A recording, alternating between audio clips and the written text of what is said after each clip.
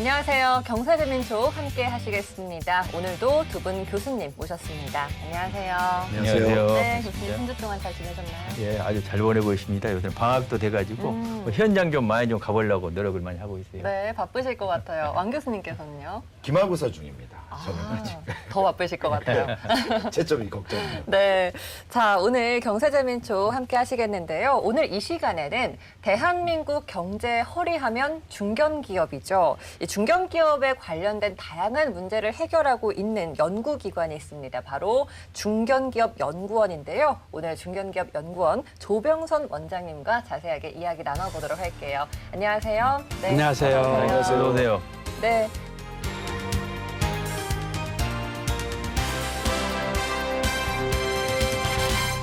경제재민 촉에 이렇게 소중한 발걸음 해주셔서 너무 감사드리고요. 시청자분들께 한 말씀 해주세요. 우리나라 경제의 허리 역할을 담당하고 있는 중견기업. 잘 되어야 청년 일자리 문제도 해결되고 그렇죠. 4만 불 시대도 갈 수 있고 중견기업에 대해서 많이 응원을 해주시기를 부탁드리겠습니다. 예. 감사합니다. 예. 근데 시청자들께서 중견기업 보면 좀 낯설게 느끼신 분도 있을 텐데 네. 중견기업이 뭐 어떻게 정의할 수가 있습니까? 일반적으로 우리나라의 중소기업 범위를 벗어난 기업으로서 예, 예. 대기업이 아닌 네. 기업군을 통틀어서 중견기업 그래요. 이렇게 얘기를 합니다. 언제부터 그런 용어를 사용했죠? 한 5년 전부터 중견기업에 관한 특별 법이 제정이 되면서 예. 그 법적인 정의가 확립되기 시작을 했고요. 예. 어찌 보면 중견기업 범위가 굉장히 넓습니다. 네. 주로 기업을 구분할 때 대기업처럼 아주 그 규모가 큰 기업, 네. 그다음에 우리 중소기업들은 매출액이 뭐 보통 1,000억 이하인 기업들이죠. 그렇죠. 중견기업은 주로 어느 정도 매출액을 가진 기업들을 여기 업종에 따라 다르는데요. 일부 업종의 경우는 400억 이상, 400억. 또 업종에 따라서는 1,500억 이상. 예, 예. 하단은 그렇게 얘기를 하고요. 상단은 자산 규모가 10조까지의 기업을 중견기업이라고 정의를 하고 있습니다. 상당히 큰 규모네요. 네. 그렇죠, 그렇죠. 10조가 넘어가면 대기업이 되는 대기업이죠. 거죠. 대기업이 되는 기업 거고. 집단이 되는 겁니다. 예, 종업원 예. 수는 상관없습니다. 종업원수 상관없습니다. 그렇습니다. 그렇군요. 우리 중견기업 업체 수가 네. 우리나라 한 500여 개 됩니까? 아닙니다. 어떻습니까? 그 통계상으로 보면 4,600개 정도 4,600 되죠. 많은데요? 네. 4,600개가 되고 예. 그런데 또 뭐 다 4,600개 모두가 다 중견기업이 아니고요. 한 예. 1,900개 정도는 정말 중견기업군에 속하고 예. 그 중견기업이 투자해서 소유한 그런 기업들은 관계형 기업이라고 해가지고 그 기업까지 중견기업으로 넣는 거예요. 그 중견기업. 범주에. 예, 이런 게 한 2,600개, 2,600개. 토탈로 해서 4,500개 정도 되고 우리 주로 제조업이 많은 거죠? 제조업이 중견기업은? 많습니다. 네. 우리가 상당히 들어본 많네요. 기업들이 굉장히 많겠네요. 많죠. 우리 상당히 국민들은 크네요. 중소기업에 대해서는 아주 잘 알고 계시잖아요. 예. 그렇죠? 우리 뭐 전체 그 국민 경제 핵심적인 예. 기반이니까. 예. 근데 중견기업은 그렇게 만들어 놨는데 네. 그게 무슨 뭐 정부에서 만들어 놓은 거예요? 어떻습니까? 뭐 때문에 만들어 놓은 겁니까? 그게? 그게요. 네. 그 만드는 과정을 생각을 하면 우리나라 경제 구조와 예. 관련이 있어요. 예. 예전에는 중견기업 범위를 벗어나면 바로 대기업이라고 생각을 했어요. 중소기업 범위를 넘으면 중소기업 예. 범위를 벗어나면 바로 대기업이라고 했는데 예, 예. 실질적으로 규모나 역량이나 여러 가지로 봐서 대기업은 아니단 말이에요. 예, 예. 그런데 정책적으로 볼 때 이게 다 대기업으로 봐버리는 거예요.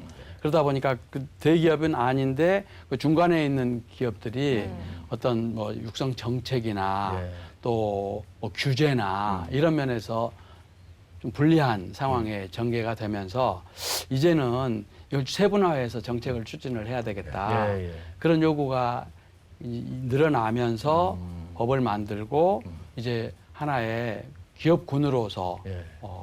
자리매김을 네. 하게 된 이 것입니다. 범위가 결국 아주, 네. 규제가 다른 거죠. 규제도 중소기업. 많이 다르죠. 지원도 있는 거죠? 지원도 조금씩 산업자원부에서 있습니다. 지원을 하고 있죠. 그런데 이 지원과 규제로 나눌 수가 있는데요. 예. 사실은 예전에는 뭐 중소기업 범위를 벗어나면 대기업이다 해가지고 지원이 거의 없었어요. 딱 끊겨버렸죠. 네, 다 끊겼죠. 예, 끊겼습니다. 예. 그러다 보니까 많은 기업들이 중소기업 범위를 예. 벗어나지 않으려고 하는 노력들을 했어요. 소위 맞습니다. 피터팬 분할하고. 증후군이라고 네, 그런 거 네, 있잖아요. 많이 예. 그랬습니다. 예. 그런데 그래서 일단 중견기업으로 가도 어떻게 하면 규제를 좀 최소한 덜 받을 거냐. 그래서 한면으로서는 규제를 좀 완화하는 그런 정책이 하나 있고요. 아, 대기업 관련 규제를 완화하는. 예, 많이 예, 완화했죠.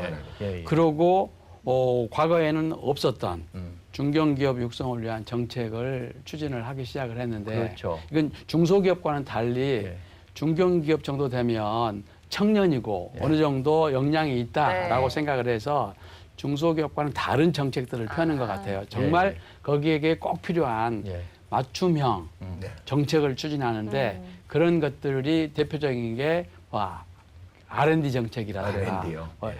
또 중견기업은 해외 시장을 뻗어나가야 되니까 해외 진출에 필요한 지원을 한다든가 네. 이런 쪽이 네네. 중요한 네. 정책 중에 하나죠. 제가 알기로도 월드클래스 300이라고 예, 월드클래스 그렇죠? 300이죠. 세계적으로 뭐 강소기업을 만든다고 강소기업. 맞아요, 해서 맞아요. 네. 그런 개념적으로는 정책을 좀 비슷한 건가요? 비슷한데요. 네. 주로 월드클래스 300에 들어가 있는 기업들은 중견기업들이 많고 그렇죠. 중소기업 범위에 속하지만 음. 그 분야에서 탁월한 경쟁력을 가지고 해외에 진출하는 그런 중소기업들도 있는데 예. 이러한 경우에 중소기업은 외비 중견기업군이 좀 많은 것 같습니다. 조금 지나면 네. 중견기업으로 네. 올라오고 바로 중견기업. 그래서 그 월드클래스 300은 우리나라의 기업들 특히 중견기업이 글로벌 경쟁력을 갖춘 한국형 히든 챔피언으로 키우기 위한 굉장히 좋은 네. 정책 중에 하나가 말씀을 아닌가 듣다 싶습니다. 보니까 중견기업의 범위가 상당히 넓고 네. 그래서 이렇게 관련해서 정말 중견기업만을 위한 정책이라든지 뭐 제도 규제 이런 것들이 잘 관리가 돼야 될 것 같은데 네. 그럼 중견기업 연구원은 어떤 연구를 수행하는 기관인가요? 네, 우선 지금 저희 중견기업 연구원이 중점을 두고 하는 연구의 방향이나 목표는 첫째는 그거예요. 우리나라 중견기업들이 명문 장수기업, 장소기업. 네, 글로벌 경쟁력을 갖춘 명문 장수기업으로 성장하는 데 필요한 연구를 하겠다. 예. 그 연구를 하나 하고 있고요. 두 번째는 그 4차 산업혁명 시대에 효과적으로 대응을 해서 앞으로 또 지속적으로 성장 발전할 수 있는 방안들을 예. 저희들이 연구를 네. 하고 있고 또 세 번째 중요한 방향으로서는 우리나라 산업 생태계에서 정말 허리 역할을 할 수 있는 중견기업을 어떻게 육성해 나갈 것이냐 하는 것들에 대한 연구를 중점적으로 지금 원장님, 하고 저는 있습니다. 이게 궁금한 게 말이죠. 독일 네. 같은 경우에는 히든 챔피언이라고 해가지고 네. 실질적으로 세계를 호령하는 그 강소기업들이 네. 많이 있거든요. 그렇습니다. 우리나라는 그게 좀 부족한 듯하고 예. 그래서 명문 장소기업을 키워가지고 예. 그렇게 세계적으로 나가서 예. 경쟁도 하고 예. 우리 좋은 일자리도 만들어줘야 되는데 그렇죠. 솔직히 말씀드려서 우리나라가 중견기업이 취약하지 않아요. 크게 그렇지. 보면 네. 그렇죠. 네. 그리고 정부에서도 관심도 좀 덜하고 예. 그런 부분을 어떻게 정부가 관심을 정책 갖도록. 때문입니까? 네. 뭔가 기업 환경의 풍토 때문입니까? 제가 볼 어떻게 보시나요? 때는 그 두 가지가 같이 작용하는 거 아닌가 예, 예. 그런 생각이 드는데 일단 정책 면에서 보면 그동안에는 중소기업 그렇죠. 육성을 많이 했어요. 뭐 대기업은 스스로 알아서 맞습니다. 성장을 했고 네. 그러다 보니까 그 중간 단계에 있는 네. 기업들에 대해서는 어찌 보면 정책의 사각지. 사각지대가 됐었던 사회적인 거예요. 관심도요. 예, 네. 그랬고 지금도 예. 일반적인 시각에서는 중소기업 범위를 벗어나면 대기업이지 않냐 그렇게 생각들을 하는 그렇습니다. 인식이 굉장히 많은 네. 것 같은데 뭐 초기 단계니까 그렇지만 앞으로 중견기업 정책도 이제 몇 가지 중요한 것들이 나오기 때문에 이제 앞으로 중견기업 정책은 심화되어 갈 거다 이렇게 생각을 하는데 또 하나는 그런 것 같아요. 정말 우리나라의 중견기업이 또 우리나라 기업이 성장 발전해 나가려면 글로벌 경쟁력을 갖춘 전문 기업들이 많이 나와요. 그렇죠. 세계적인 예, 전문 맞습니다. 기업들. 예. 그게 바로 이제 우리 교수님 말씀하신 독일의 히든 히든 챔피언. 챔피언. 예. 들인데 그 히든 챔피언들에 관한 연구를 해보니까 평균 업력이 한 70년 됩니다. 70년. 예. 그리고 100년 이상 된 기업이 히든 챔피언의 3분의 1이에요. 예. 그래서 그런 기업들이 많이 탄생을 하려면 시간이 좀 필요하다. 예. 그런데 다행스러운 건 우리나라에서 각 산업 분야에서 히든 챔피언급의 속하는 그런 기업들이 지금 많이 나오고 있어요. 네. 그렇죠. 예, 지금은 뭐 전체적으로 통계를 보면 한 30개 정도라고 얘기를 하는데 네.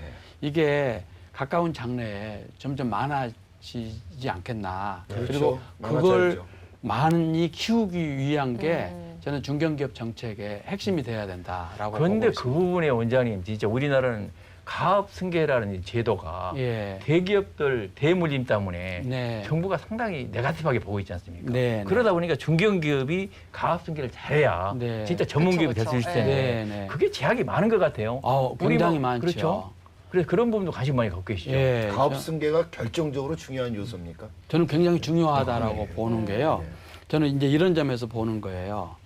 그 많은 세계적인 명문 기업들은 장수 기업입니다. 그렇죠. 장수 기업인데 그들의 어떤 뭐 경영 철학이나 가치나 경영 행태를 보면 이게 승계가 굉장히 중요한 거예요. 그 사람들은 어찌 보면 하나의 재산으로서의 기업 물려주는 것보다도 뭐 창업자의 정신이나 가치 그리고 기업가 정신 그리고 어떻게 하면 이 기업을 승계 과정에서 제2창업으로 만들어 갈 거냐 네.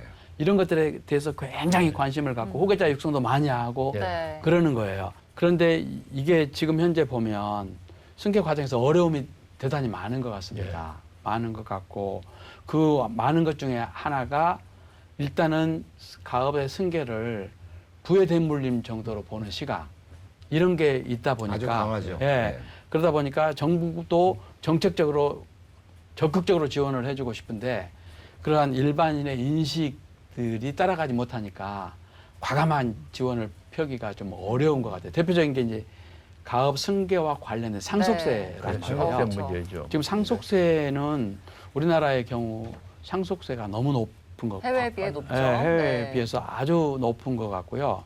그래서 이것을 좀 개선해야 되겠다 하는 소리들이 반영이 되어서 지금 현재 국회에서 의원 입법으로 한 6개인가 7개 정도가 올라가 있어요. 더구나 얼마 전에 당정협의 때 뭔가 결정되지 않았습니까? 하겠다고 그랬잖아요. 그래서 당정협의 때는 제가 보니까 특히 가업 승계, 특히 가업 상속 공제와 관련된 어떤 사후 관리 요건 예. 예. 몇 가지를 좀 완화해 준 아, 것에 불과하고 그렇습니까? 물론 이것도 저는 그렇게 네. 생각을 해요.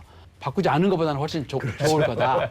그러나 예. 이 정도 바꿔가지고 충분하지 않다. 이 제도가 기대하는 게 그거거든요. 예. 좋은 일자리를 창출을 하고 투자를 확대해서 네.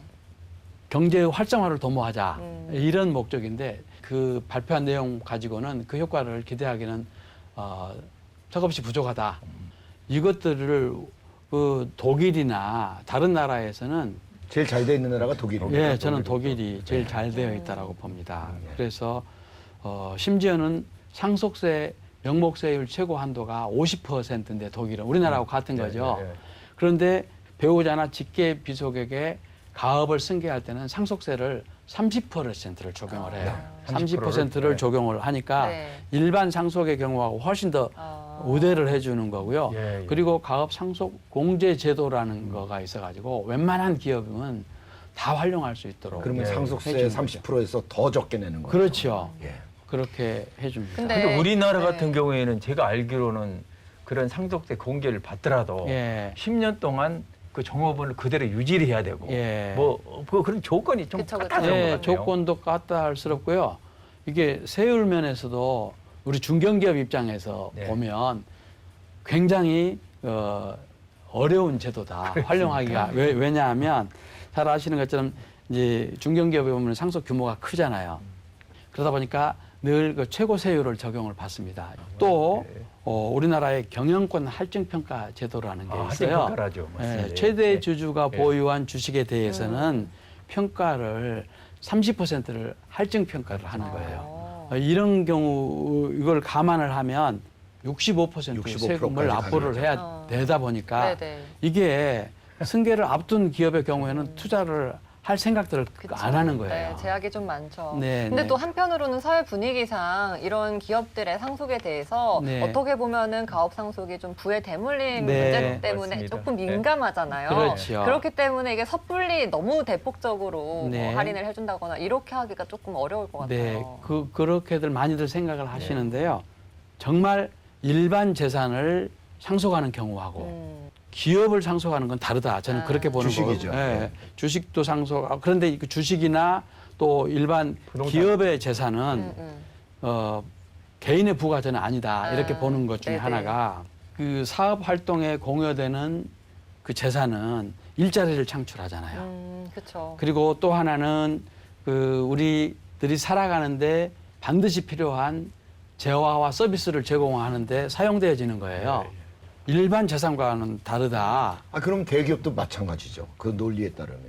그럴까요? 그런데 이제 저는 대기업의 경우하고 좀 다르다고 생각하는 거예요. 대기업은 어느 정도 웬만하면 낼 수도 있는 여러 가지 영향이 있다 이렇게 보는데 우리나라의 중견기업들은 아시는 것처럼 다 대부분 창업 세대입니다. 창업세대. 창업 세대고 조그만 기업에서 출발을 해서 이렇게 키워오는 과정에서 기업 활동을 통해서 창출한 이익을 뭐 배당을 받거나 이러지 않고 계속해서 기업을 키우는데 계속해서 투자를 했어요. 네. 그러다 보니까 개인은 그 상속세를 부담할 부를 축적해 놓지 좀 다른 않다. 기준을 들이대야 되네요. 예, 이렇게 보고요. 저는 이제 이것을 다른 나라의 중견기업들과 한번 비교를 해봤어요. 제가 알기로는 적어도 OECD 국가 내에서는 기업의 승계를 부의 대물림으로 보고 접근하는 나라는 하나도 없어요. 어떻게 하면 이 승계가 원활하게 이루어져서 승계 과정이 어려운데 원활하게 이루어져서 영속한 기업으로 남고 좋은 일자리를 하도록 그렇게 하는 것이 국가의 경쟁력이다 네. 이렇게 보고 경쟁력 제고 측면에서 접근을 하는 거죠. 우리나라는 원장님 말씀처럼 저도 뭐 동감인데요. 네. 우리나라는 국민적 지금 감정이 예. 재벌의 대물림에 대한 네가티브한 감정이 그런 것 강하니까 같습니다. 그거에 대해서 명확히 차별을 하셔가지고 예. 우리 중견기업은 이렇게 역할을 하고 있다는 네. 걸 네. 강조를 하시는 게 중요할 것 같아요. 네. 그거 뭐 다른 얘기 해본들 뭐 걔들기 그런 것 쉽지 같습니다. 않고. 네네. 그래서 네. 저는 그 차별화 중에서 그게 정부로부터 세금만 줄여달라고 요구하지 말자. 그렇죠. 사회적 교육. 우리 스스로 예, 맞습니다. 할 수 있는 일을 적극적으로 해서 예. 정말 좋은 일자리도 많이 창출하고 투자도 활성화하고 또 윤리 경영이나 사회적 책임 경영에도 앞장서서 하면서 이렇게 하면 이 문제가 풀리는 문제다. 제가 예. 그렇게 늘 얘기를 하고 있고요. 우리 방송에 나오셔서 이렇게 말씀드 열심히 하시고요. 예. 네, 그러면은 원장님께서는 이제 정부 차원에서 지금 뭐 중견기업과 관련해서 좀 가장 시급하게 해결되어야 할 과제가 이런 네. 가업 상속이라고 보시는 거예요. 그 다른 이슈도 제가 있을까요? 몇 가지 있는데 네. 우선 당장 급한 것으로는 이 가업 승계를 네. 원활히 할 수 있도록 해서 우리나라도 뭐 세계적인 경쟁력을 갖춘 히든 챔피언이나 명문 장수기업들이 많아져서 많아지면 아까 말씀드렸잖아요. 좋은 일자리도 네. 창출하고 그리고 또 좋은 것 중에 하나가 우리나라의 경우는 아시는 것처럼 소수 대기업 중심의 경제 체제란 말이에요. 이 소수 대기업 중심의 경제 체제가 안고 있는 시스템적 리스크가 굉장히 있습니다. 그 문제도 상당히 완화할 수 있고 또 기대하는 게 어떤 그 사회 양극화 현상을 완화하는 데도 중견기업이 굉장히 기여를 하거든요. 예. 그렇기 때문에 이 승계 문제가 저는 굉장히 중요한 현안이다. 이렇게 보는 거예요. 또 두 번째로 제가 중견기업 연구원장으로 가보니까 많은 기업들이 금융상의 애로에 부딪히고 있어요. 돈이 많다던데. 돈이 많은 줄 알았어요. 그게 아니고. 그런데 그게 아니더라고요. 예, 그런데 이제 대기업의 경우에는 자체 신용력이나 여러 가지 또 역량들을 활용을 해서 다양한 방법으로 필요한 자금을 조달을 하는 것 같아요. 국내에서는 물론이고 해외에서도 조달을 하고요. 그런데 이 중소기업의 경우에는 또 여러 가지 정책적으로 정책금융을 많이 제공을 해서 이 중견기업의 금융상의 애로를 어떻게 해결할까 하는 거가 굉장히 중요하다라고 보고 있고 이 문제에 대해서 정부가 정책적인 관심을 주었으면 좋겠는데요.